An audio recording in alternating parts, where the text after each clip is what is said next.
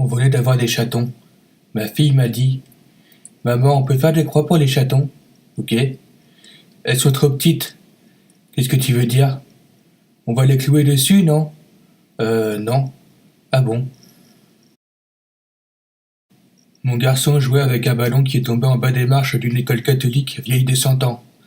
Il s'est approché de l'escalier. Il a demandé: Tu peux juste me le relancer, s'il te plaît? Je lui ai demandé à qui il parlait. Il m'a répondu simplement: Au monsieur. Je suis donc descendu pour voir, mais il n'y avait personne. Il n'y avait pas d'autre porte, ni de fenêtre dans la pièce. J'ai questionné les autres enfants pour savoir s'ils avaient vu ce monsieur. Ils m'ont dit que oui, mais que les sorts leur ont dit de ne pas lui parler. Il n'y a plus de sorts depuis 40 ans dans cette école. C'est l'histoire de deux jeunes filles. Elles ont demandé à l'une de leurs amies de rentrer dans les toilettes et de dire 3 fois Marie Rouge. L'amie l'a fait, et quand les deux filles sont rentrées à l'école le lendemain, elles ont trouvé le corps de la fille en cendres. Le lendemain, une autre fille est rentrée dans les toilettes et elle a dit 3 fois Marie Bleue. Durant l'après-midi, on a retrouvé la fillette noyée. Finalement, un troisième jour, les deux filles ont demandé à une dernière de dire 3 fois Marie Noire. Elle l'a fait. Et depuis ce jour, chaque personne qui rentre dans ces toilettes disparaît. Le pire, c'est que personne ne sait où mènent ces toilettes maudites. C'est l'histoire d'une petite fille nommée Lucie et dont la grand-mère était morte. Un jour, les parents de la petite Lucie se font enlever par les trafiquants d'organes et demandent à Lucie de leur rapporter le cœur et le foie de sa grand-mère. Elle obéit et le leur rapporta. Mais le soir même, alors qu'elle dormait, Lucie entend la voix de sa grand-mère qui chantonne une drôle de chanson. Lucie, rends-moi mon cœur et mon foie, je suis dans le couloir. Lucie, rends-moi mon cœur et mon foie, je suis devant ta porte. La grand-mère se rapprochait, mais Lucie ne pouvait pas la voir.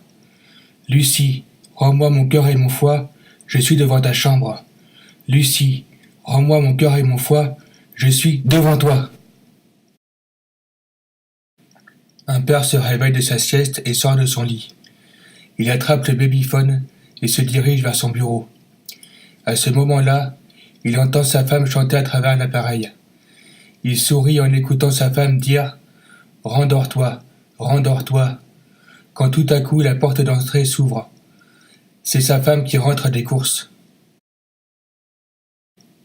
Imagine l'histoire que je vais te raconter. Imagine bien. C'est le soir, tu as 3 ans. Tu es dans ton lit. Tu entends un bruit. Dans ta tête, tu te dis que ce doit être ton grand frère, âgé de 8 ans. Ce frère qui aime tellement t'embêter et te faire peur. Tu remets quand même ta couette sur toi, car ce bruit te fait peur.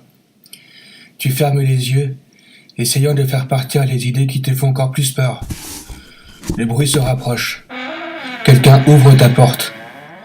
D'habitude, ton frère ne vient pas dans ta chambre. Le Père Noël, en septembre? Non, sûrement pas. Tu entends la respiration de l'intrus. C'est un bruit rauque. Ce n'est pas lui, pas ton frère. Tu prends ton courage à 2 mains et tu enlèves la couette sur toi et tu regardes cette personne. Elle est masquée. Et d'un coup, il te met un mouchoir sur ta bouche et sur ton nez. Tu t'endors malgré toi. Tu l'as bien imaginé? Eh bien, tu vois, ce rapide texte, c'est ce qui s'est passé pour moi. Je suis cette petite fille. J'ai été kidnappée. On ne m'a jamais retrouvée. Je ne me rappelle plus de mes parents. Juste les tendres caresses que me faisait ma mère. La vie n'est pas toujours heureuse pour tout le monde. En ce début de septembre, je viens d'avoir mes 10 ans. On m'a recherché pendant des années, mais maintenant tout le monde croit que je suis morte. Je m'appelle Sophie, Sophie Galbin. Ce n'est pas mon nom d'origine.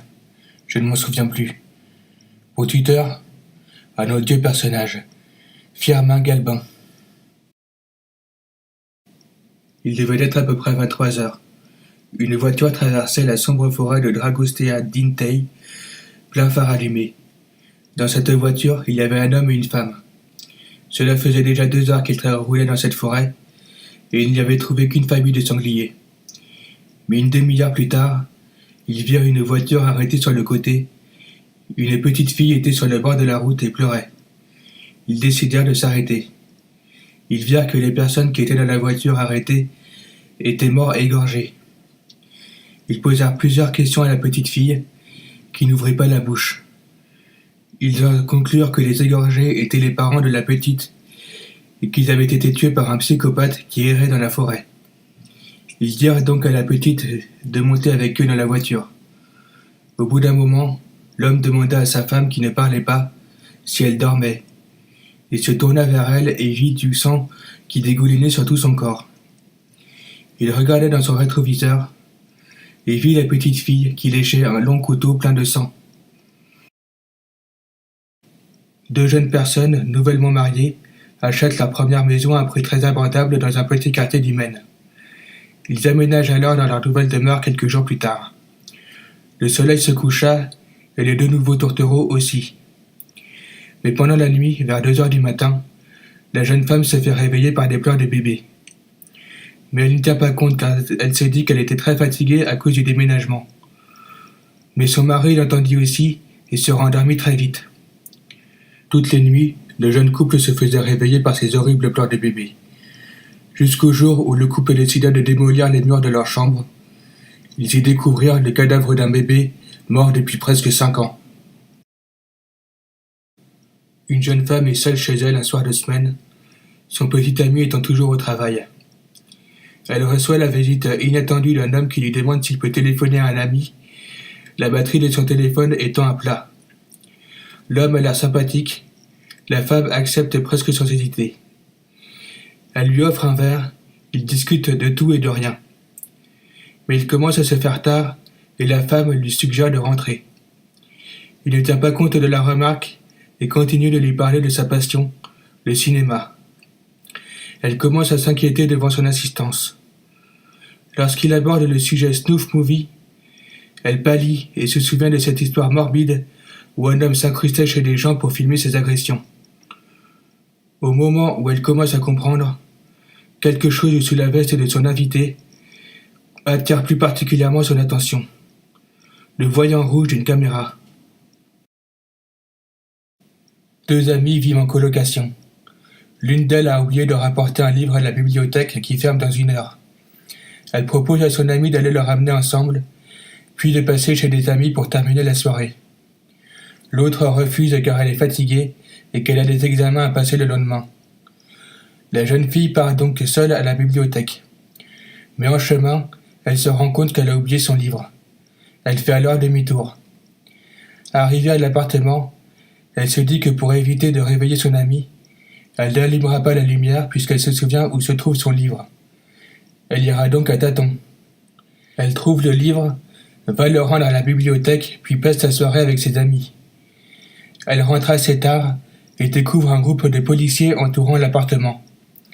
Demandant ce qui s'était passé, elle apprend que son amie a été assassinée et qu'elle doit rentrer pour confirmer l'identification du corps. C'était bien elle, avec plein de sang sur les murs et sur les draps. Dans la salle de bain, on pouvait lire un message écrit sur le miroir avec du rouge à lèvres. « Es-tu contente de ne pas avoir allumé la lumière ?»